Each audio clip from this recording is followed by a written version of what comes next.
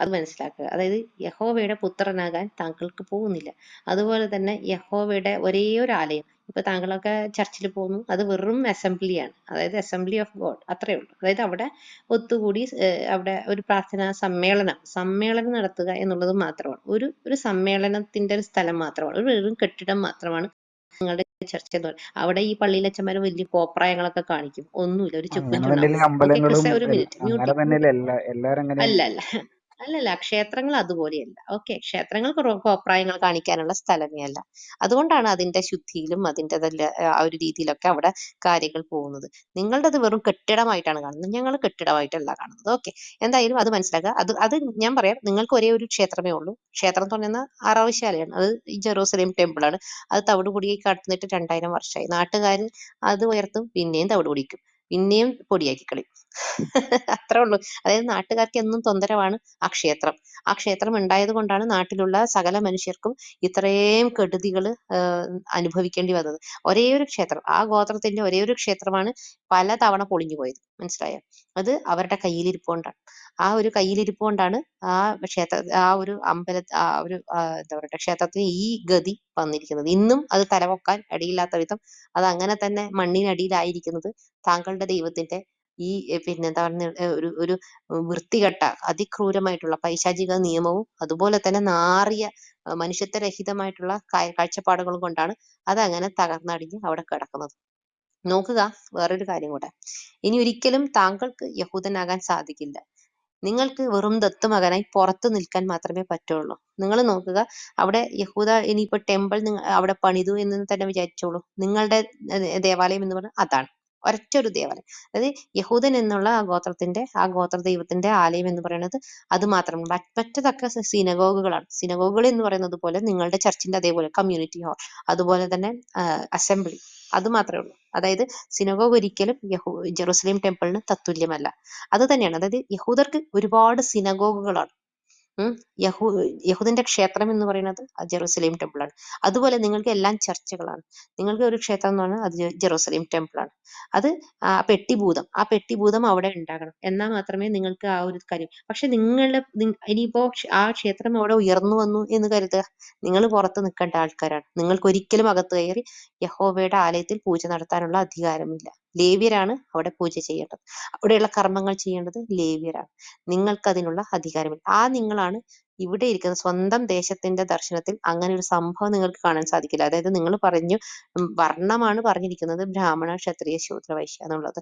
എന്നിട്ട് താങ്കൾ പറയാണ് അത് അവർക്ക് മാത്രമാണ് പൂജ അത് ശരിയാണോ? പക്ഷെ ഈ ശരിയാണോ എന്നുള്ള ചോദ്യം നിങ്ങൾ നിങ്ങളുടെ ദൈവത്തോട് ചോദിക്കുക, നിങ്ങളുടെ വളർത്തച്ഛൻ ദൈവത്തോട് ചോദിക്കുക. ഈ ലേവ്യർക്ക് മാത്രം നിങ്ങൾ കൊടുക്കുന്നത് ശരിയാണോ? നിങ്ങളെ ആരാധിക്കാൻ ഉള്ള അവകാശം ലേവ്യർക്ക് മാത്രം കൊടുക്കുന്നത് ശരിയാണോ എന്ന് നിങ്ങളുടെ ദൈവത്തോട് ചോദിക്കുക. അത് മാത്രമല്ല, മറ്റുള്ളവൻ കൈവച്ചു കഴിഞ്ഞാൽ അവനെ വധിക്കണം എന്ന് പറയുന്നത് അതിനേക്കാൾ അക്ഷന്തവ്യമായിട്ടുള്ള ഒരു വൃത്തികെട്ട കാഴ്ചപ്പാടാണ്. അത് ശരിയാണോ എന്ന് ചോദിക്കുക. ഓക്കെ, അത് അതായത് എന്നേക്കും കൊടുത്തിരിക്കുകയാണ്, എന്നേക്കുമുള്ള അവകാശമായി കൊടുത്തിരിക്കുകയാണ്. അപ്പോൾ ആ കാര്യങ്ങൾ താങ്കളുടെ ദൈവത്തോട് ചോദിക്കുക. ഇപ്പോഴും അവന്മാര് നിങ്ങളെ തുപ്പിയാട്ടുന്നുണ്ടെങ്കിൽ, അതായത് മറ്റുള്ള വിജാതീയരെ പിന്നെ മുഖത്ത് തുപ്പയും കാക്കിച്ചു തുപ്പയും ഒക്കെ ചെയ്യുന്ന കാര്യങ്ങൾ അവിടെ സംജാതമാകുന്നുണ്ടെങ്കിൽ, അത് നിങ്ങളുടെ യഹോവയുടെ പഠിപ്പീരാണ് അങ്ങനെ ആ മനുഷ്യരെ കൊണ്ട് ചെയ്യിപ്പിക്കുന്നത്. അത് ശരിയാണോ എന്ന് ചോദിക്കുക. മനസ്സിലായോ? അവർ ശ്രേഷ്ഠവാദം ഉയർത്തിപ്പിടിക്കുന്നു. അവരെ ശ്രേഷ്ഠരാക്കി വെച്ചത് യഹോവയാണ്. അവർക്കൊരിക്കലും ആ ശ്രേഷ്ഠവാദം ബൈബിളിന്റെ കാഴ്ചപ്പാടാണെങ്കിൽ അവർക്കൊരിക്കലും ശ്രേഷ്ഠവാദം മനുഷ്യരായിട്ട് ഉയർത്തിപ്പിടിക്കുന്നതല്ല, അവരെ കൊണ്ട് യഹോവ ആ ശ്രേഷ്ഠവാദം ഉയർത്തിപ്പിക്കുന്നതാണ്. മനസ്സിലായോ? ഇവിടെ എന്നാൽ നിങ്ങൾക്ക് അങ്ങനെയുള്ള ഒരു കാര്യം ഒരു ദൈവവും ഒരാൾക്കും ഒരു ശ്രേഷ്ഠതയും കൊടുത്തിട്ടില്ല എന്നുള്ളത് മനസ്സിലാക്കുക. ഈ വാദങ്ങളൊക്കെ ഉന്നയിക്കേണ്ടത് നിങ്ങളുടെ പുസ്തകങ്ങൾ നോക്കി നിങ്ങളുടെ യഹോവയോട് ചോദിക്കുക. ഓക്കെ, ഇവിടെ വന്നിരിക്കുന്ന ഈ ചോദ്യങ്ങളൊക്കെ നിങ്ങൾ ഞങ്ങളോടല്ല ചോദിക്കേണ്ടത്, നിങ്ങൾ യഹോവയോട് ചോദിക്കുക, യേശുവിനോട് ചോദിക്കുക. യേശു ഒരിക്കലും പിന്നെ അടിമത്തത്തെ തള്ളി പറഞ്ഞിട്ടില്ല. അടിമത്തം, നേരെ മറിച്ച് അടിമത്തം പിന്നെ അടിമകളെ കുറിച്ച് തന്നെ ആള് സംസാരിക്കുന്നത്. എന്താണ് പറയുന്ന ഒരു കാര്യമുണ്ട്, ഭൃത്യൻ, തെറ്റ് അറിയാതെ ചെയ്യുന്ന ഒരു ഭൃത്യനാണെങ്കിൽ ലഘുവായേ പ്രഹരിക്കൂ.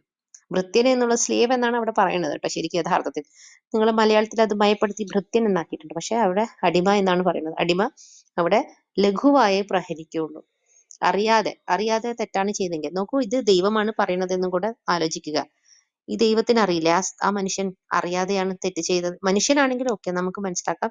ഒരു നമ്മളുടെ പിന്നെ കീഴെ നിൽക്കുന്ന ഒരു ആള് അറിയാതെ ഒരു തെറ്റ് ചെയ്തു. അവൻ അറിയാതെയാണോ അല്ലയോ എന്നുള്ളത് നമുക്കറിയില്ല. അപ്പം മനുഷ്യൻ സഹജമായിട്ട് നമ്മൾ ചിലപ്പോൾ അവനെ ശിക്ഷിച്ചെന്നിരിക്കും. പക്ഷെ ഇത് യേശു എന്ന് പറയുന്നത് ദൈവമാണ്. അറിയാതെയാണ് അവൻ തെറ്റ് ചെയ്തത് എന്ന് എടുത്തു പറയുന്നുണ്ട്. അറിയാതെയാണ് തെറ്റ് ചെയ്ത് ലഘുവായേ പ്രഹരിക്കുള്ളൂ. എന്തിന് പ്രഹരിക്കണം? മതി മതി ഓക്കെ, മറുപടി നാളെ തരാം, നാളെ തരാം. ആ മറുപടി അല്ല പറയണം, റാണിജി, മറുപടി അതിനകത്തൊരു പറയണം. കാര്യമുണ്ട്, അതിനകത്തൊരു കാര്യമുണ്ട്. ആ ദൈവമാണ് എന്നുണ്ടെങ്കിൽ അടിമ എന്നുള്ള സങ്കല്പം പോലും അവിടെ വരില്ല. സൃഷ്ടിച്ച എല്ലാവർക്കും ഒരേ തുല്യമായിട്ടുള്ള സംഭവം കൊടുക്കുന്നുണ്ടെന്നുണ്ടെങ്കിൽ അതിന്റെ ദൈവത്തിനെ അടിമ പറ്റിയൊക്കെ നാളെ ഒരു കാര്യമുണ്ട്. ആ ദൈവമാണ് എന്നുണ്ടെങ്കിൽ അടിമ എന്നുള്ള സങ്കല്പം പോലും അവിടെ വരില്ല. സൃഷ്ടിച്ച എല്ലാവർക്കും ഒരേ തുല്യമായിട്ടുള്ള സംഭവം കൊടുക്കുന്നുണ്ടെന്നുണ്ടെങ്കിൽ അതിന്റെ ദൈവത്തിനെ അടിമ പറ്റിയൊക്കെ നാളെ പറയാം. അതാ അതെ, അതൊന്നും അതാ ഇല്ലാത്ത കാര്യമാണ്. ഓ അത് വളച്ചൊടിക്കുകയാണ് നിങ്ങൾ. മിണ്ടാതിരിക്കുക ക്രിസെ, അത- മിണ്ടാതിരിക്കുക. എല്ലാം അതൊക്കെ ഇല്ലാത്തത് അതൊക്കെ ഇല്ലാത്തത് നാളെ റെഫറൻസ് തന്നപ്പോ അതൊക്കെ നാളെ മിണ്ടാതിരിക്കണം. മനസ്സിലാക്കി തരാം. നാളെ അയ്യോ മനസ്സിലാക്കി അയ്യോ, തരാം. നാളെ ഇനി നാളെയും കൊണ്ടുവാ. അതെ, ഗോതയിൽ കാണാം. പക്ഷെ ഒറ്റ അതും അപേക്ഷ പറയാം. റാണിജി, ഒറ്റ അപേക്ഷ. അതായത് നാളെ രാവിലെ തന്നെ, അല്ല നാളെ റൂമിൽ കയറി വരുന്ന ഉടനെ തന്നെ വന്നിട്ട് ഈ പിന്നെ പഴയ നിയമത്തിലില്ലാത്ത ഒരു കാര്യം പുതിയ നിയമത്തിലുണ്ടെന്ന് മാത്രം ദയവായിട്ട് പറയരുത്. കാരണം മൂന്നാമത്തെ ദിവസമായിരിക്കും ഒരേ തള്ളി വരിക. അപ്പം അത് മാത്രം ഒഴിവാക്കി മാറ്റി പിടിക്കണം എന്നുള്ളൊരു അപേക്ഷ. അതെ അതെ, എന്തായാലും ആ തള്ളി ഇനി ഇവിടെ വേവില്ല. അഥവാ പുതിയ നിയമം എന്ന് പേരിട്ട് വിളിച്ചിട്ട് പുതിയ നിയമം കാണിച്ചു തരാൻ താങ്കൾ ബാധ്യസ്ഥനാണ്. അപ്പം ആദ്യം എനിക്ക് തോന്നുന്നു നിന്നെ പോലെ നിന്റെ അയൽക്കാരനെ സ്നേഹിക്കുക എന്നുള്ളതാണെന്ന് തോന്നുന്നു ആള് ആദ്യം വെച്ച വാദം. അതല്ല എന്ന് വളരെ കൃത്യമായിട്ട് ലേവ്യ പുസ്തകത്തിൽ 19-ാം അധ്യായം 18-ാം വാക്യം, നിന്റെ ജനത്തോട് പകയോ പ്രതികാരമോ പാടില്ല, നിന്നെ പോലെ നിന്റെ അയൽക്കാരനെ സ്നേഹിക്കുക. നിക്കുക ക്രിസ്തെ. ഓക്കെ. രണ്ടാമത്തെ വാദം എന്ന് പറയുന്നത് ബലി. യേശു ബലിയായി പോയി, അത് കഴിഞ്ഞു. വേറെ ബലിയൊന്നും വേണ്ട, ഇവന്മാർക്ക് അല്ലെങ്കിലും വേണ്ട. ഇവന്മാര് വിജാതീയരാണ്. ഓക്കെ. പിന്നെ പക്ഷെ പോള് വളരെ കൃത്യമായിട്ട് അപ്പസ്തോല പ്രവർത്തനങ്ങൾ ഞാൻ റെഫറൻസ് ഇട്ടല്ലോ, വളരെ കൃത്യമായിട്ട് അപ്പസ്തോല പ്രവർത്തനങ്ങൾ ബലി ചെയ്യുന്നു.